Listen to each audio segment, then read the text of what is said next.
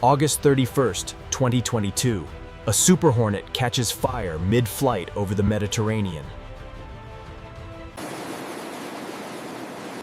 Normally this jet would be craned off and sent home, out of action for months. But 33 days later, that same aircraft was flying combat missions again.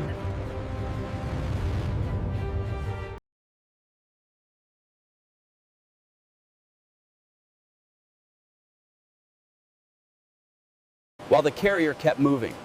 No shipyard, no dry dock. Just raw skill, spare parts flown in by helicopter.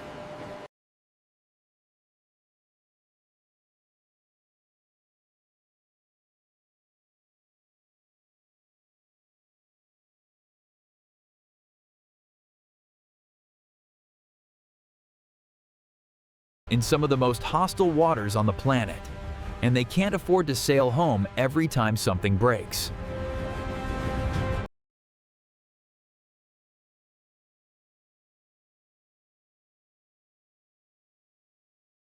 The answer is a system so advanced, so carefully designed, that it turns every carrier into its own mobile shipyard. An aircraft carrier isn't just a ship. It's a naval base, an airfield, a power plant.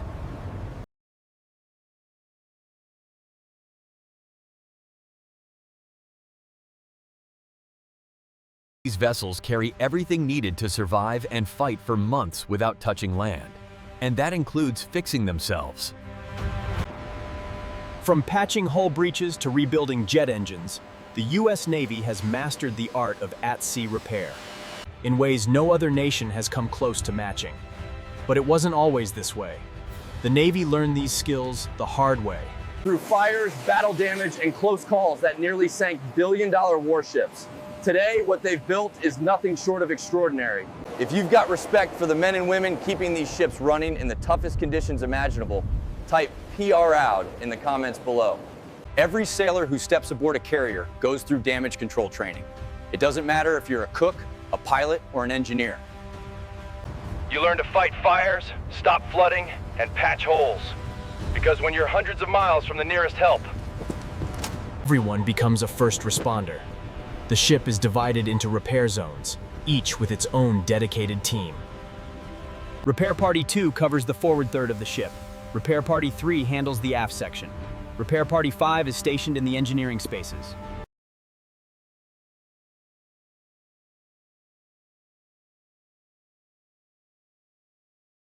Dedicated entirely to the flight deck and island structure where aircraft operations happen. These aren't just firefighters. They're welders, electricians, pipe fitters, and structural specialists. They carry equipment to seal ruptured fuel lines.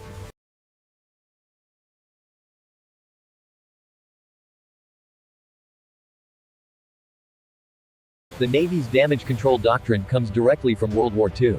At the Battle of Midway, the USS Yorktown took 3 direct bomb hits. Her crew patched the flight deck in just hours, getting aircraft back in the air while fires still burned below. She stayed in the fight.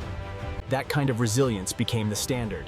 In 1967, the USS Forrestal suffered one of the worst carrier fires in history.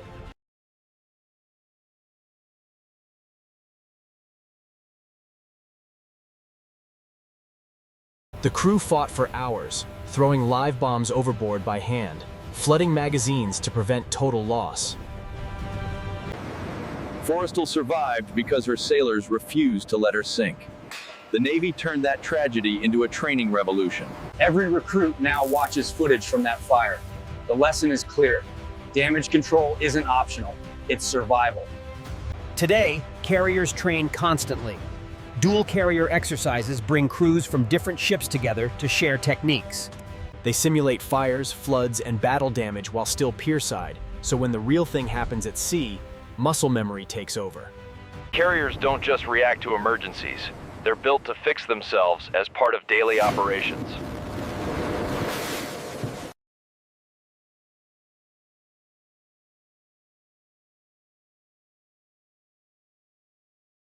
Electrical wiring to hydraulic pumps. If something breaks, chances are the replacement is already on board.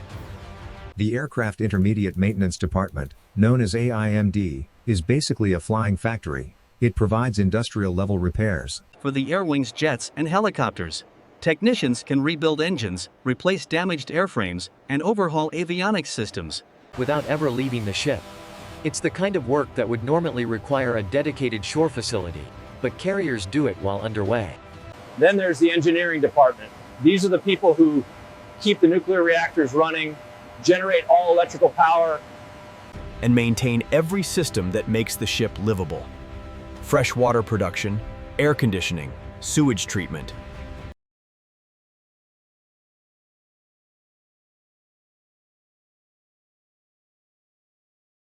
They fix it with whatever's available.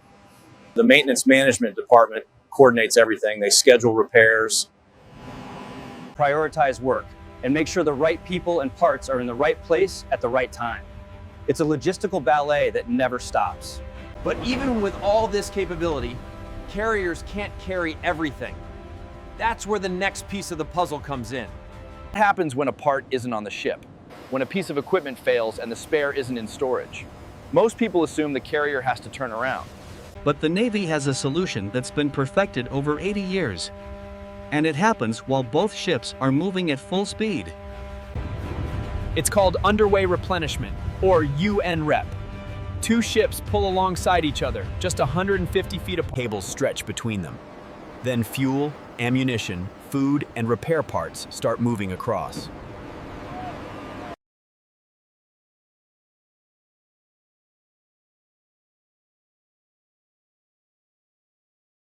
The Navy developed a way to resupply task forces while they stayed on station, striking Japanese targets for months without pause. Underway replenishment is a highly coordinated ballet. Here, the carrier takes on millions of gallons of aviation fuel, ensuring the jets remain operational. American carriers just kept coming. Today's UNREP system is called STRIAM, Standard Tension Replenishment Alongside Method. A ram tensioner keeps the highline wire tight between the ships, adjusting automatically as they rise and fall with the waves.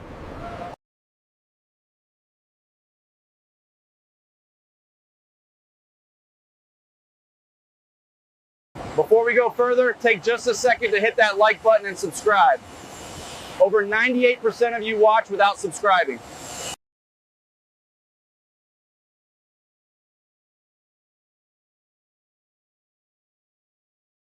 Are designed specifically for this mission.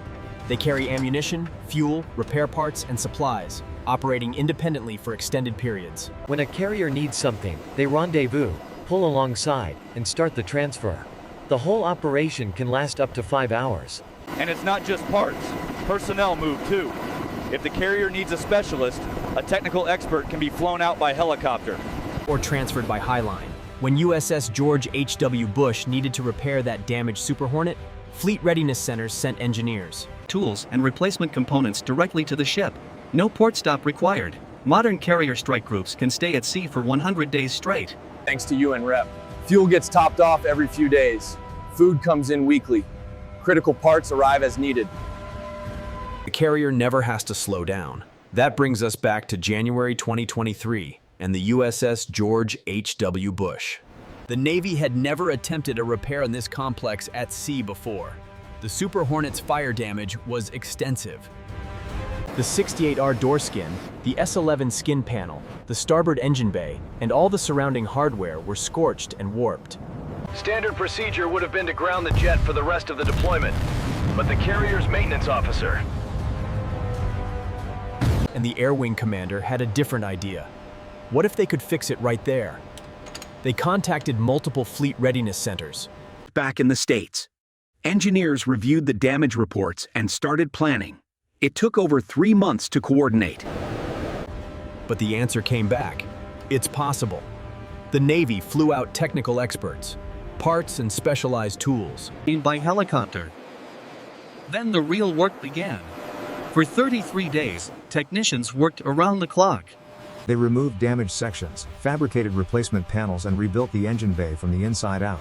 Every step had to be done to exact specifications. One mistake could compromise the aircraft's structural integrity.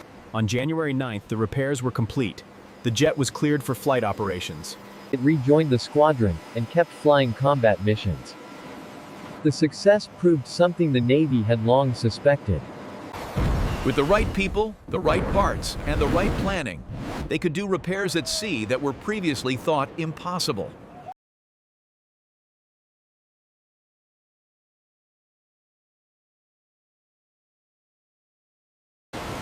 It wasn't just about one jet. It was about changing what the Navy believes it can accomplish when operating far from home. But let's be clear, these at-sea repairs come at a cost. The system is under enormous strain. According to a September 2024 Government Accountability Office report, the Navy is short nearly 84,000 enlisted sailors. That's not a small gap. That's entire air wings worth of manpower missing from the fleet. 63% of executive officers surveyed said completing repairs while underway is moderately to extremely difficult. Not because the work is impossible, but because they don't have enough hands. Engineering departments, the ones responsible for the most critical maintenance, are often staffed with the least experienced sailors. The skilled veterans are stretched thin, picking up the slack. And many burn out and leave for civilian jobs that pay better. Training is another problem.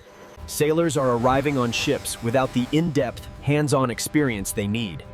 Troubleshooting skills are weak. When something breaks, newer crew members struggle to diagnose the problem, let alone fix it. The more experienced sailors end up doing double duty, teaching while repairing, which slows everything down. Parts shortages add another layer of complexity.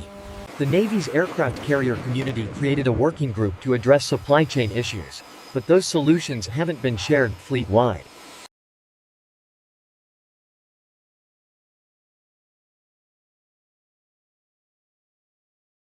Carriers are deploying longer than ever. 7 months used to be standard. Now, 8 and 9 month deployments are common.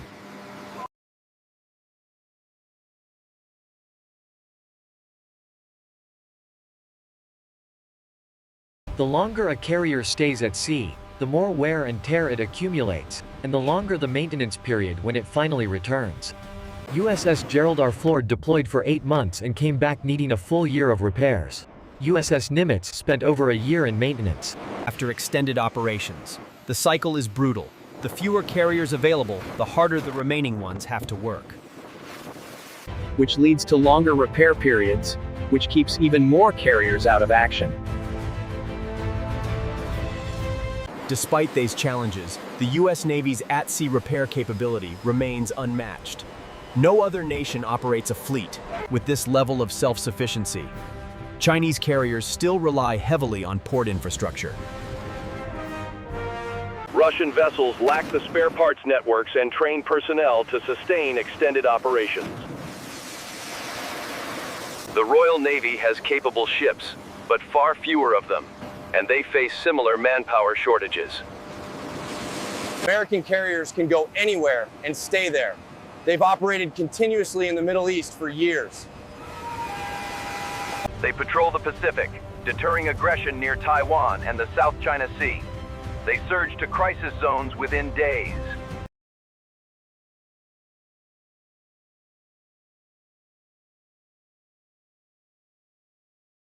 The lessons learned from World War II, from Forrestal, from Midway, from decades of hard experience, have created a culture where self-reliance is expected.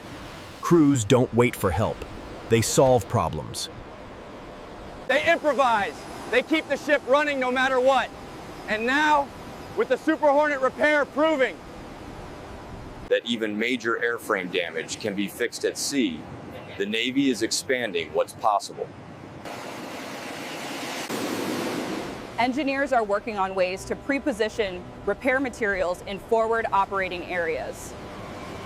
They're using simulations and AI to predict what will break and where, so parts and tools are ready before the failure happens. Deployable repair detachments are being tested. Small teams of specialists who can fly out to a carrier and handle complex jobs that would normally require a shipyard. Here's what it all comes down to. When an aircraft carrier is at sea, it's alone.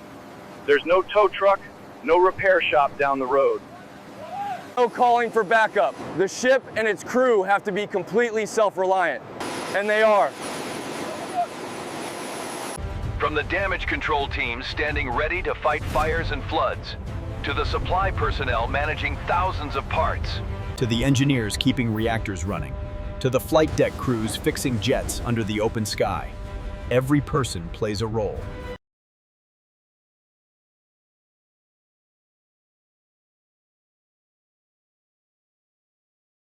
They're keeping a billion-dollar warship operational in conditions that would cripple most organizations.